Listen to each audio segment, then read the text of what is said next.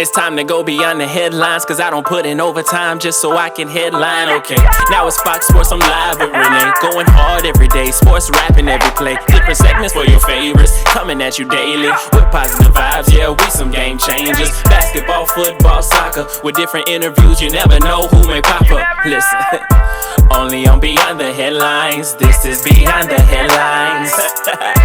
Only on Beyond the Headlines, this is Beyond the Headlines.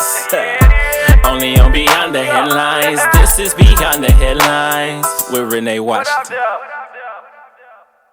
It is time for our positive vibes only segment here on Beyond the Headlines with Renee Washington. And joining me this week, we have Mary Hadley, the Executive Director of Maker Girl, a nonprofit that works specifically with girls ages 7 to 10 in STEM. So, Mary, welcome to the show. I'm so happy to have you here this week.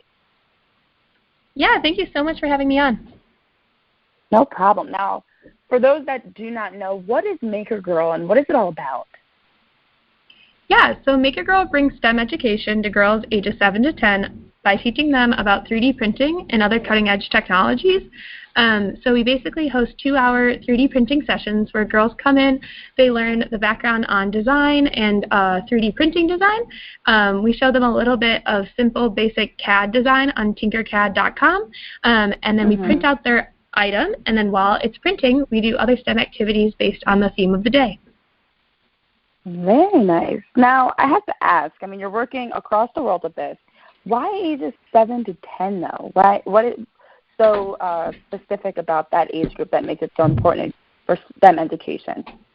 Yeah, so we found that girls around age 11 is when they start saying no to different STEM opportunities. So we really wanted to hit that age range right before that to kind of help them curve either their attitude towards STEM or kind of show them how like STEM is more creative with 3D printing and that design aspect as well.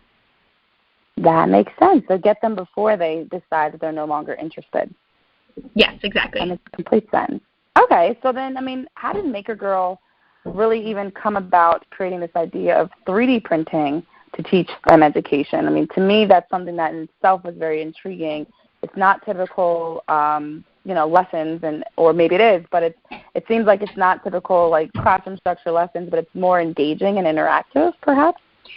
Yeah, so in 2014, our two co-founders, Julia and Lizzie, were in a social entrepreneurship class at the University of Illinois at Urbana-Champaign, and they were asked the question, what bothered them? And they ultimately came down to kind of having similar views on what bothered them in the world, and they created Maker Girl.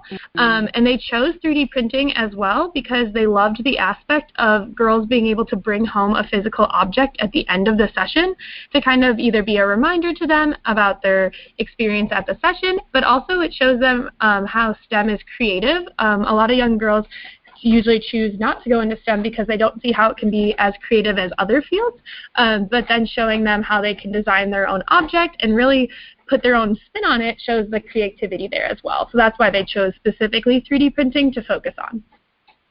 Right, that makes sense. So now they can actually proudly show mom or dad the work that they did with Maker Girl and have something that they can hang up in their room or, keep wherever they decide to keep it. That's a specific hard copy of their work. That's very empowering. I can see where that would help, and I love the fact that you are focused on specifically girls, in that age group and not boys. Is there, do you think in the future there'll be plans to make Maker Girl more Maker Child or, girls and boys, or are you really just trying to continue to focus on the female empowerment with helping educate young girls?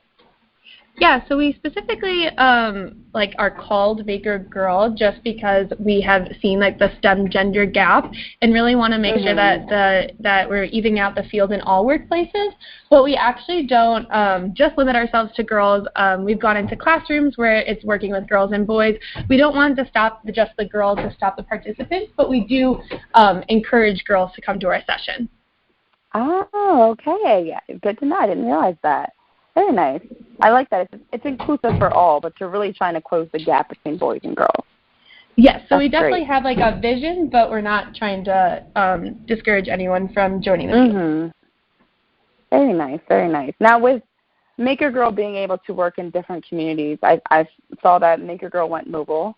or goes mobile every summer, I guess it is. So what exactly does that allow you guys to do to now be beyond just one specific community, but to work with children throughout the country? Yeah, so during the summers, we do have a road trip where we pack up all our 3D printers and head to a specific region of the country. So this summer, we went to the East Coast, and we usually focus on rural or underserved communities. Because we're based at university campuses across the country, sometimes we find that maybe the audience that are coming to our sessions might be professors' kids who already have that opportunity.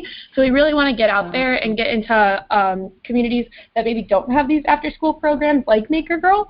So that's definitely our mission of our Maker Girl Goes Mobile road trip, is to really focus on those rural communities, as well as only about 5% of philanthropic funding goes to rural communities. That actually makes sense. I would not even think about that. But if you are on a college campus, or even just around, whether it's a high school or a college, I would definitely like to think that you would predominantly see a lot of kids that are professor students, because they're taking advantage of that opportunity. Whereas you want to make sure, and of course you're not excluding them, but you want to make sure that you're including those underserved communities. Very nice. Exactly. So what's really been the big push this summer? You guys went mobile. You've been out on the East Coast. What else it seems like it's been a very busy summer from what I saw on social media and on the website. What's really, been going on this summer, and what's next for you guys? Yeah, so something that's super exciting this summer is that we piloted at a new university, the University of California at San Francisco, for 2 more pilot sessions there, as we want to expand to that campus. So we were able to do that. We were also able to bring a session to Portland, Oregon, because one of our original Maker Girl that came to our first sessions at the University of Illinois had actually moved out to Portland, and she really wanted to bring Maker Girl back to her new community. So that was super exciting. We hired myself as our second full-time person, which is super exciting. And then we have been able to start expanding to the University of Texas at Austin and the University of Michigan, thanks to a partner, EOS, who is allowing us to expand there and helping us fund and get different university students there.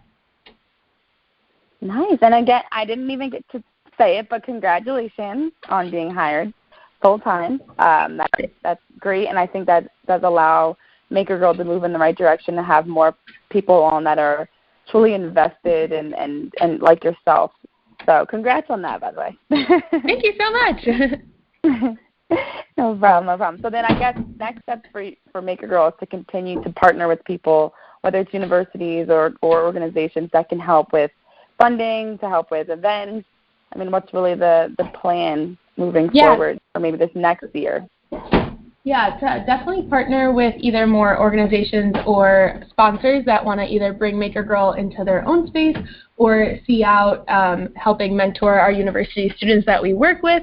Anything along the lines is definitely in our next steps, as well as continuing to expand to our new universities and making sure that they feel supported and get the amount of girls that they want to get through the program.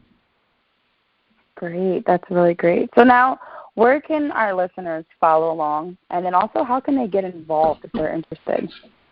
Yeah, so they can go to makergirl.us to follow along on our website, as well as if they're interested, there's a form on that website on the front page that helps them get involved and asks them if they're a parent or if they're a community member that wants to get involved, and just that's how you'll contact us. And they can also follow along on our Twitter and Instagram at _makergirl.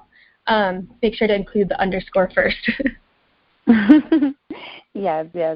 Very nice. Well, it sounds like Maker Girl is moving in the right direction, and it seems like in such a short amount of time that it's already grown so much to be able to reach different communities. And as you mentioned, with having each summer going to a different area, you're reaching different regions throughout the country, and it's not closed off to anyone. It's now allowing so many different boys and specifically girls to have the opportunity to participate in STEM education and learn. I love what you're doing. Yes, we want to get. Go ahead. Sorry. I was saying that we just want to be able to get 10,000 girls or participants by 2023. So that's our big goal as well. Ooh, what do you got right now? Because of our conclusion of our last road trip, we're at almost 4,000. Very nice. So 10,000 by 2020. I think that's possible. 2023. Yes. 2023, yes. I think that's possible because if you look at the way you're trending upwards, I mean, you should be able to reach that in the next 4 years. So that is that. I look forward to seeing you guys get to that number and hope that you can. Yes, thank you. So we're excited. Thank you. Yeah, thank you for being on our Positive Vibes Only segment this week. And for anyone listening, definitely be sure to check out Maker Girl online and follow them on social media to keep up with what they're doing and get involved. You know, don't just follow, get involved. So, Mary, thank you again, and I wish you all the best of luck moving forward. Thank you so much for having me again.